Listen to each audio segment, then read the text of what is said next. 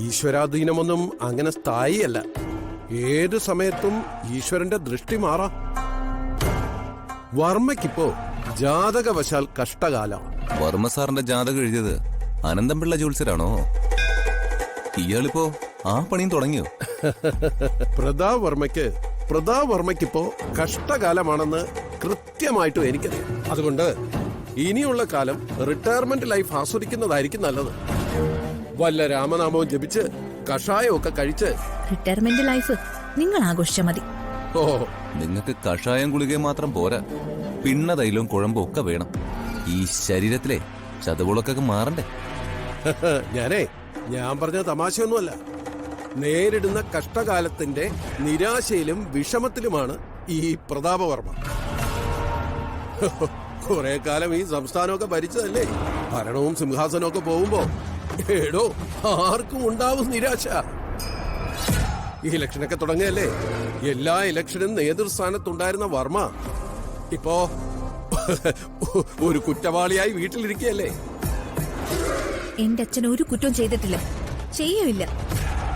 തന്നെ പോലത്തെ വൃത്തികെട്ടവരുടെ നാണം കെട്ട വാക്കുകൾക്ക് മുൻപിൽ ഒന്ന് പതറിക്കാണും.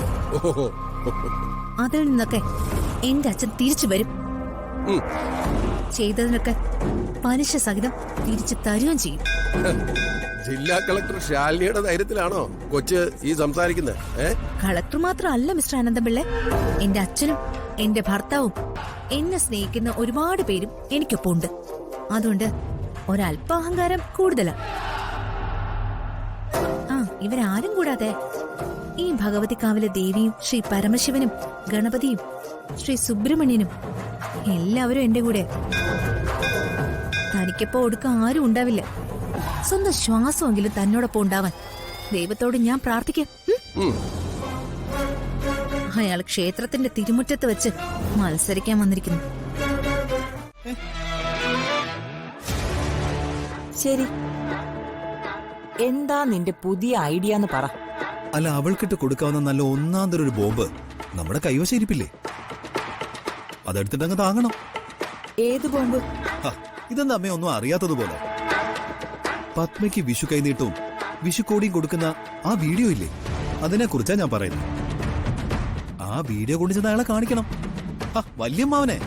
ഓ, ആ ബോംബിനെ കുറിച്ചാണോ നീ പറഞ്ഞേ? അതിപ്പോഴേ ബോംബൊന്നും അല്ല, നനഞ്ഞൊരു ഓലപ്പടക്കം മാത്രം. എടാ, ആയുധങ്ങളൊക്കെ ഉപയോഗിക്കേണ്ട സമയത്ത് ഉപയോഗിക്കണം. അതിന്റെ സമയമൊക്കെ കഴിഞ്ഞുപോയി. ഒന്നും ചെയ്ത് വീടിനകത്ത് തന്നെ ഇരുന്നിട്ട് എന്റെ കൈ ധരിക്കുന്നു.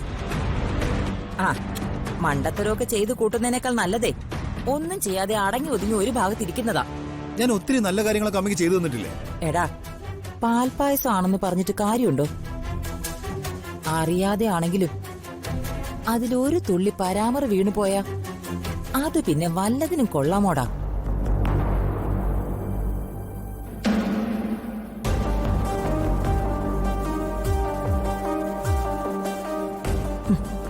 പാവം, മണ്ടത്തരം കൊണ്ട് എന്തൊക്കെയോ പറ്റിപ്പോയി.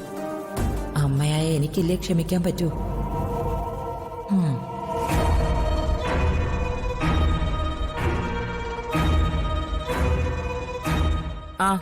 പോട്ടെ, നീ വിഷമിക്കാതെ. നീയേ നന്നായി 4 നേരവും ആഹാരമൊക്കെ കഴിച്ച് ജിമ്മിൽ പോയി മസിലൊക്കെ ഒന്ന് പെരിപ്പിക്കേ.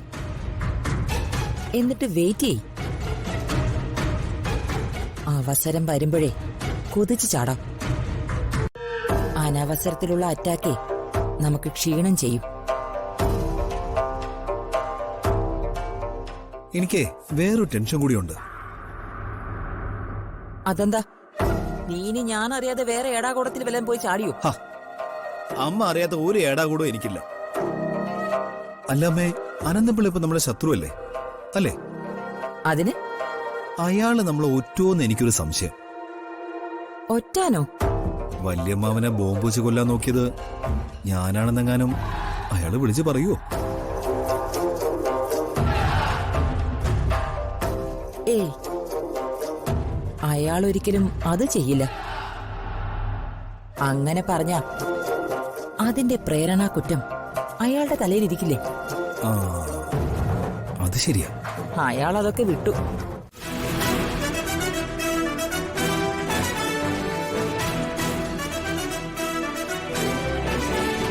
ജനസേവന മുന്നണിയുടെ സ്ഥാനാർത്ഥി പ്രഖ്യാപനമാണ് ഞാനിവിടെ നടത്താൻ പോകുന്നത്.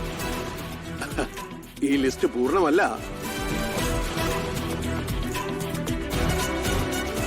ഊട്ടുപാറയിൽ വെമ്പാലവട്ടം നാരായണൻ, ബാലരാമപുരം KM നാടാർ,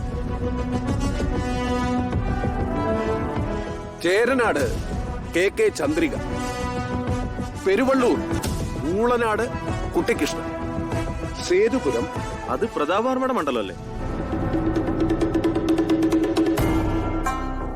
അതെ, ആ മണ്ഡലത്തിലെ സ്ഥാനാർത്ഥി നിർണയം പൂർണ്ണമായിട്ടില്ല.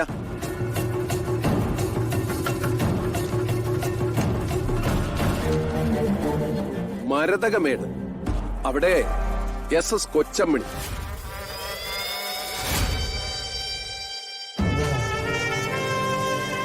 എന്നെ അവര് തെരഞ്ഞെടുപ്പിന് നിർത്തിയോ? ശ്ശോ, ഈ അനന്തംപിള്ളയുടെ ഒരു കാര്യം.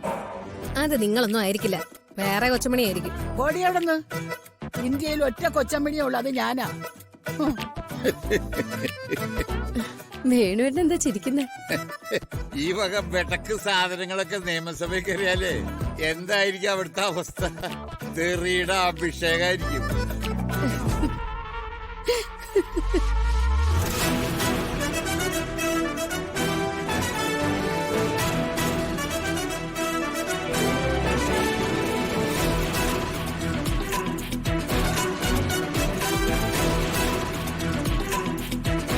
കുങ്കുമക്കര, ഓലങ്കട്ടി അമ്പലം ഓമനക്കുട്ടൻ, അമയന്നൂർ രമണൻ. അയ്യോ, എന്റെ ജയേട്ടൻ. മനക്കൂറ് വളഞ്ഞവട്ടം വാസു, വാരനാട് വളഞ്ഞവട്ടം വത്സല.